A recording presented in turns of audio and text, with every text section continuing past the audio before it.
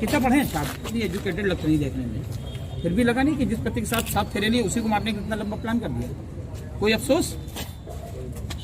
अफसोस है कि नहीं? तो जेल जा रही हैं जिंदगी भर के लिए, कोई अफसोस है?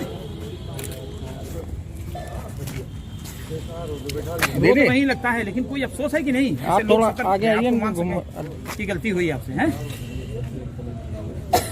अंतर्गत 27 नवंबर को ऋषभ त्रिपाठी नाम के एक व्यक्ति के ऊपर हमला हुआ था एक धारदार हथियार से, जिसमें वो गंभीर रूप से घायल हुए थे और इलाज के बाद हॉस्पिटल से डिस्चार्ज होने के कुछ दिन के बाद घर पर उनकी तबीयत बिगड़ी और बाद में हॉस्पिटल में उनकी डेथ हो गई।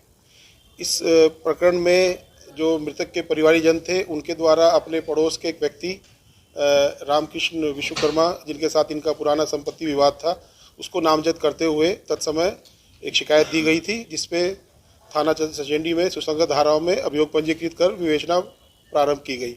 विवेचना के दौरान यह पाया गया कि जिस व्यक्ति को नामजद किया गया था उसकी घटना में संलिप्तता होने संबंधी कोई साक्ष्य नहीं मिल रहे थे और घटना में मोबाइल सर्विलेंस और बाकी ह्यूमन इंटेलिजेंस से ऐसी कुछ बातें संज्ञान में आई कि मृतक की पत्नी सपना का एक पुराना दोस्त जिसका नाम राज कपूर गुप्ता था, जिसके साथ ये एक साथ पढ़ती थी और इन दोनों के बीच घनिष्ठ संबंध थे, उनके द्वारा मिलके ये प्लान बनाया गया कि ऋषभ को रास्ते से हटाया जाए ताकि वो लोग फिर से एक साथ ज़िंदगी जी सके।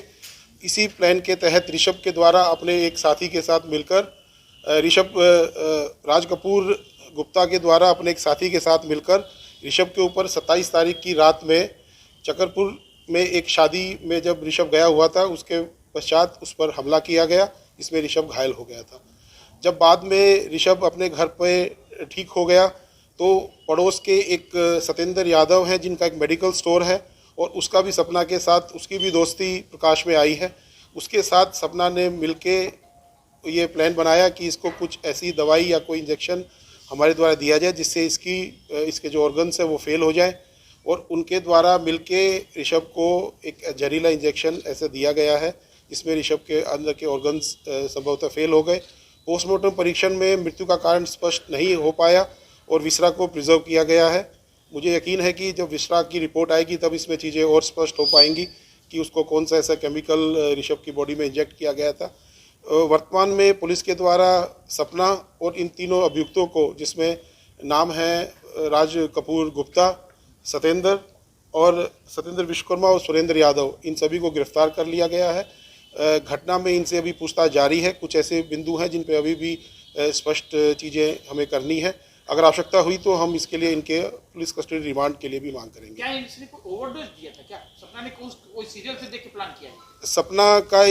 सपना टीवी देखने की शौकीन है और उसने बताया कि वो काफ़ी क्राइम संबंधी सीरियल जो इस टाइम टीवी पे आते हैं उनको काफ़ी देखती थी, और राज कपूर और ये दोनों साथ में पढ़े हैं और कहीं ना कहीं दोबारा ये शादी के बाद इनके संपर्क में आई और इनके मन में फिर ये बात है। क्या प्लान की ओवरडोज दी है दवा, ऐसा कोई प्लान देखा था? अब पोस्टमार्टम रिपोर्ट में जो विसरा प्रिजर्व किया गया है, एक बार जब वो स्पष्ट हो जाएगा तभी हम इसके बारे में आपको कुछ बता पाएंगे। जानकारी मिली कि उसने ओवरडोज किया है? पुलिस के पास क्या साक्ष्य है? पुलिस के पास इस वक्त जो इनके द्वारा जो अपने बयान दिए गए हैं और आपस में इन सब के बयानों में जो विरोधाभास आया और जो कुछ बातें कॉमन आई और इनकी आपस में व्हाट्सएप पे जो चैट्स मिली हैं जो रिकवर की गई हैं, और इन सब के आपस में काफ़ी सारी फ़ोन पे बातें हो रही हैं और घटना के पहले भी बातें हो रही है और घटना के बाद भी बातें हो रही हैं, और इस प्रकार से उनका आपस में कोई रिलेशन नहीं है, कोई रिश्तेदार नहीं है। और अगर घर में इस प्रकार का माहौल है और उस मृतक की बीवी अगर किसी से ऐसे बातें कर रही है तो कहीं ना कहीं उन बातों से पुलिस को शक हुआ और फिर उसी के ऊपर हम लोगों ने आगे इन्वेस्टिगेशन किया।